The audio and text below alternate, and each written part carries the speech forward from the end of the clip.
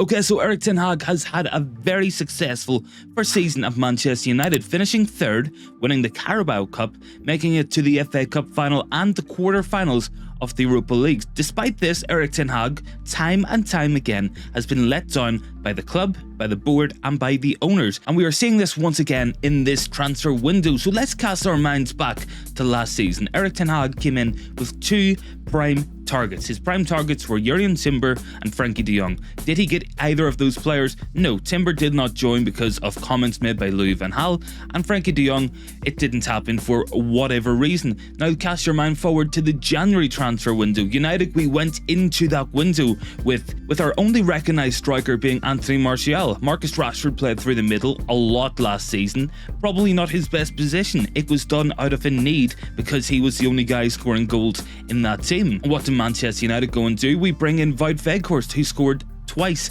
in his entire Manchester United career. So Erik Ten Hag has not had the backing that I would really say that he needs to bring in those priority positions. Now, looking at this window in a whole, in the first couple of weeks of this transfer window, we can see Erik Ten Hag has been let down several times. Our top striking target was Harry Kane. We have walked out of any negotiations for that deal. We wanted Mason Mount. It looks like we have walked away over the sake of £7 million.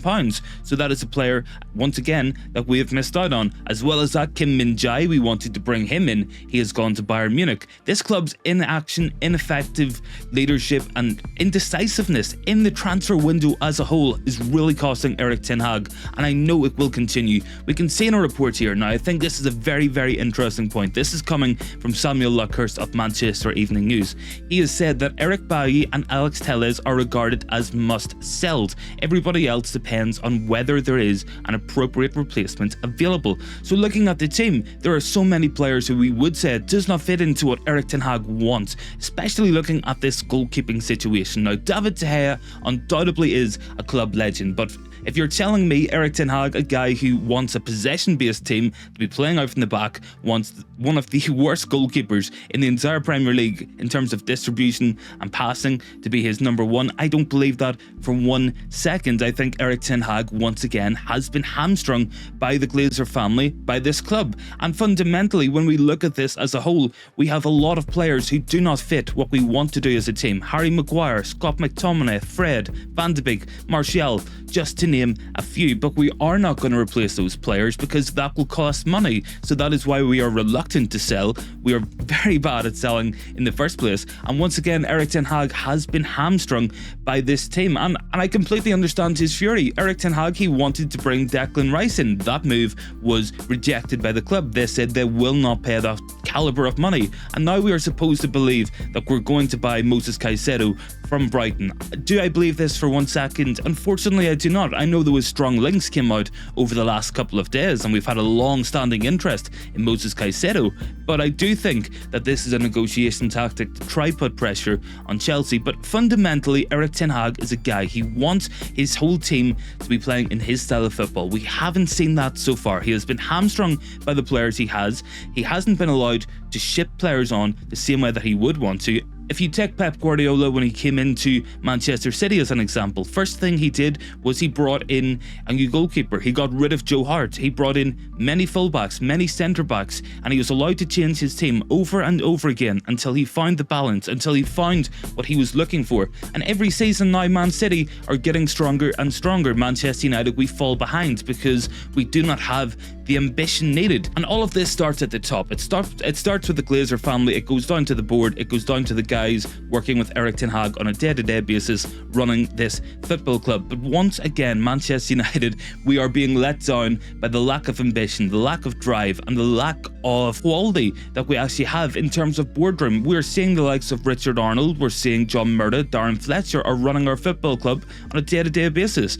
Richard Arnold, of course, a very good friend of Ed Woodward's. We have John Murda, his first real job as a director of football, and Darren Fletcher, who has never been a technical director before. I believe firmly that Erik Ten Hag has been set up to fail and that this club are tying his hands behind his back. We are not investing the money we need, and this whole takeover is a big excuse. This money would be in the club if it was not for the takeover in the first place. United, we have to go out and we have to invest into this team. I firmly believe that until we have an actual squad that Erik Ten Hag trusts to play in the style that he wants to, we will constantly be seeing a starting 11, maybe 13, 14 players used over and over again. It leads to burnout, and it happened to us throughout this season. We needed international breaks to maintain the fitness level, and looking at our form leading into those international breaks, very, very poor, especially after the last one, of course, losing against Newcastle, West Ham, Brighton. So some very, very poor performances. United, we have a small squad. Erik Ten Hag is not being given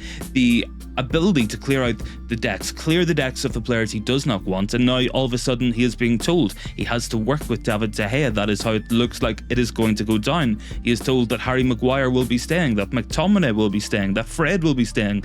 We cannot sell Anthony Martial on because nobody wants to pay £200,000 a week. First and foremost, it comes down to the ownership of this club, and it comes down to the guys they have had running the club in their place. This all comes down to the Glazer family, the board, and the guys calling the shots. I do not blame Erik Ten Hag for any of this. He has done what I would call a minor miracle on the pitch, getting a team without a striker other than Weghorst to third place in the Premier League, to finishing in the FA Cup final, the Europa League quarterfinals, and winning a trophy in the Carabao Cup. I think that is a manager who knows what he wants from his team, a very high quality manager. But too many times this season we've seen ourselves losing one player, losing two players, and the entire system has fallen apart. Eriksen fell out of the team because he was injured. United struggled. When Casemiro was suspended, United struggled. When Anthony Martial was injured, we were relying on Garnacho on the left hand side. So I firmly believe that Erik Ten Hag has been fighting this whole battle with a hand behind his back, and I do think that until we have new ownership, until we have that board of directors in who are going to say, okay, Eric, you can go out, you can get rid of McTominay, get rid of Maguire, Fred, Martial, Van de Beek, Brandon Williams, players like that, David De Gea included, bring in your own guys, we're going to give you what you need to succeed. I do believe that we will struggle, and I think regardless of the level of Erik Ten Hag as a manager, I don't think that he will achieve major success at this club until he has more support from the board, from the owners, people who genuinely want to win. Manchester United, we have held this manager back. We have held many managers back with transfer dealings over the years. It has been frustrating,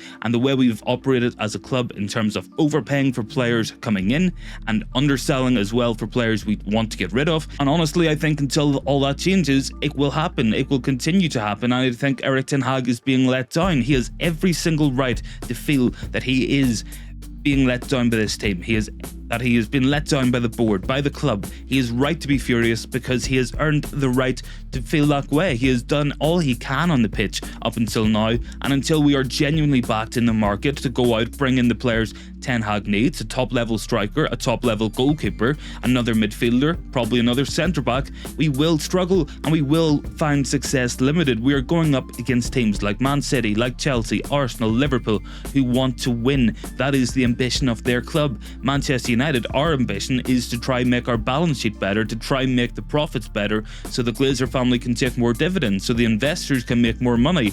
That is no way to run a football club. That is a way to run a business. And until United are viewed as a football club, treated as a football club, and the primary objective is to win on the pitch at all costs, United, I do not think that we will be competing seriously for the major honours in football. But that's my thoughts, guys. Let me know your thoughts down below, and if you guys want to see more of these opinion type, rant type videos, let me know in the comments as well. And of course, check me on the live, which will probably be going out tonight. Thank you very much for watching, guys, and I will see you all in the next one.